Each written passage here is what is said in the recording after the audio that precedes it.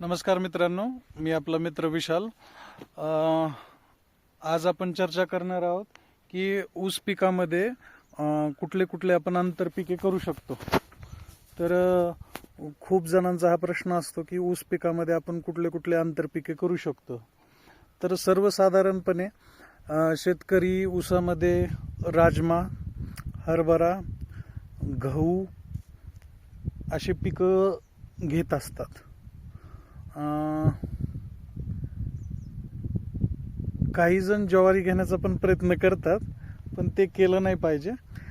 Most केसेसमध्ये म्हणजे सर्वसाधारणपणे जर आपण पाहिलं तर गहू, हरभरा, राजमा, बटाटा ही पिके म्हणजे 90% केसेसमध्ये ही पिके घेतली जातात। तरी पण शेतकरी मित्रांनो, याच्यामध्ये ना थोडंसं ट्विस्ट आहे। तर ट्विस्ट असा आहे की काही जण ऊसामध्ये गहू वगैरे घेतात। तर ते काय होतं ॲक्च्युली, दोन्ही पिकं एकतर असं सायन्स असं म्हणतं की एक द्विदलीय आणि एक एकदलीय अशी जर इंटरक्रॉपिंग असेल, म्हणजे असं जर आंतरपीक असेल तर त्याचा आपल्याला एकमेकाच्या पिकाचं कॉम्पिटिशन होत नाही। आणि दुसरी गोष्ट म्हणजे कॉम्पिटिशन न झाल्यामुळे ते जे द्विदलीय पीक आहे ते एकदलीय पिकासाठी नायट्रोजन फिक्स करण्याचं, त्याला नायट्रोजन पुरवठा करण्याचं काम करतात। तर ह्याच कारणामुळे खूप जण राजमा किंवा हरभरा ऊसामध्ये करतात। तुम्ही जर मला विचारलं तर हरभरा हा सगळ्यात उत्तम पीक आहे। कारण गहू ज्वारी जे आहे ऊस जो आहे त्याच्या वाढीसाठी भरपूर असे नायट्रोजनची आवश्यकता असते।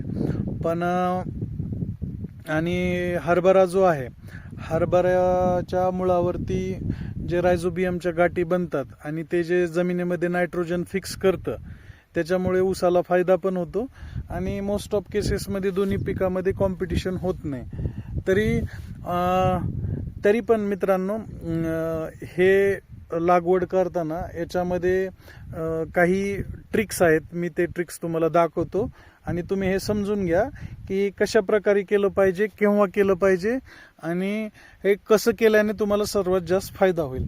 तर चला, मी दाखवतो तुम्हाला डायरेक्ट माझ्या फील्डवर। तर आपण पाहू शकता, हा माझा ऊसाचा प्लॉट आहे। हा 10,001 ह्या व्हरायटीचा प्लॉट आहे। याला जवळपास 35 दिवस 30-35 दिवसाचा हा प्लॉट झालेला आहे। तर आपण बघू शकता की आपण कसं नियोजन केलं आहे। तर नियोजनाचा मुख्य पार्ट म्हणजे कसं आहे की आपली ही ऊसाची जी सरी आहे, ही जी सरी आहे, ही सरी आणि ही सरी याच्यामध्ये टोटल 6 फुटाचं अंतर आहे। 6 फुटाचं जरी अंतर असलं तरी आपण ट्रॅक्टरनं सरी पाडताना 3 फुटाची सरी, परत दुसरी 3 फुटाची सरी आणि परत दुसरी 3 फुटाची सरी, अशा 3 फुटाची ट्रॅक्टरच्या सहाय्यानं आपण सरी बनवून घेतलेली आहे। आणि एक आड एक सरी आपण असा ऊस लावलेला आहे। तर ऊस लावताना आणि ह्याच्यामध्ये आपण पाहू शकता की आता हा हरभरा उगवायला सुरू झालेला आहे। हे पहा, है ना, हे आता हरभरा कुठे कुठे कुठे कुठे उगवायला सुरू झालेला आहे। तर याच्यामध्ये आपण असं केलेलं आहे की ऊस लागवड केल्यानंतर ऊसाला आपण एक 30 दिवसाचा कालावधी दिलेला आहे। म्हणजे ऊस लागवड केल्यापासून, बियाणं कांडी दाबल्यापासून 30 दिवस आपण याला टाइम दिलेला आहे। आणि 30 दिवसानंतर एक तणनाशकाची फवारणी केलेली आहे। तर आपण पाहू शकता की हे तण मेलेलं आहे। इथं आणखीन असे तुम्हाला दिसत आहे की हे थोडं थोडं कुठं तुम्हाला जे हे पाहू शकता आहे ना, हे तण मेलेलं आहे। हे आपण 30 दिवसानंतर ऊसाचं वय जेव्हा 30 दिवस 32 दिवस झालं, तेव्हा आपण एक 2,4-D टाटा मेट्री आणि एक पायरोसल्फरॉन म्हणून एक पुडी भेटते, ती पुडी टाकून आपण याच्यात तण नियोजन केलेलं आहे। तर त्यानं काय झालेलं आहे की 30 दिवसानंतर तणनाशक मारल्यानंतर हे 5 ते 8 दिवसानंतर हे सर्व तण असं जळून गेलं। हे खूप तण होतं। या तणाचा फोटो पण मी तुम्हाला व्हिडिओच्या मध्ये ॲड करेन।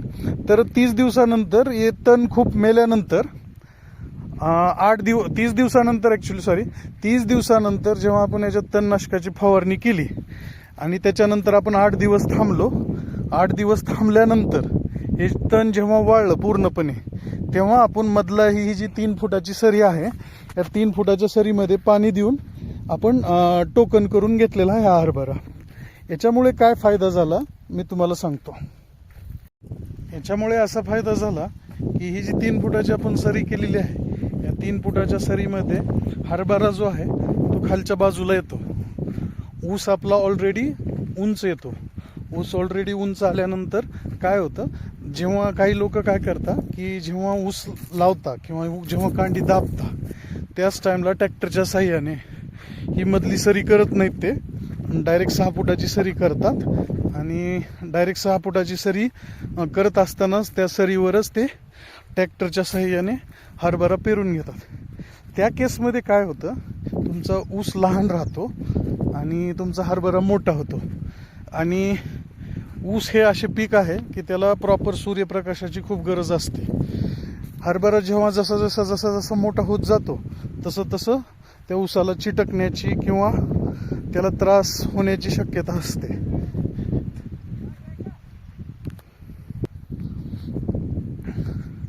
तर ते लगेच पेरून घेतल्यामुळे काय होतं की ऊसाचं आणि हरभऱ्याचं कॉम्पिटिशन व्हायला सुरुवात होते.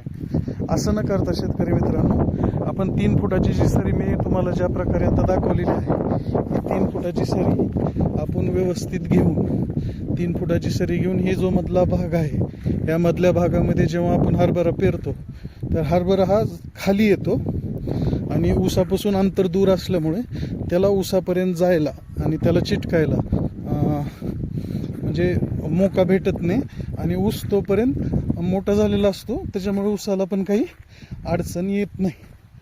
तरी शेतकरी मित्रांनो, त्यात आणखीन दुसरा एक फायदा हे होतो की 30 दिवस आपण थांबल्यानंतर 1 तणनाशकाचा आपण उपयोग करू शकतो.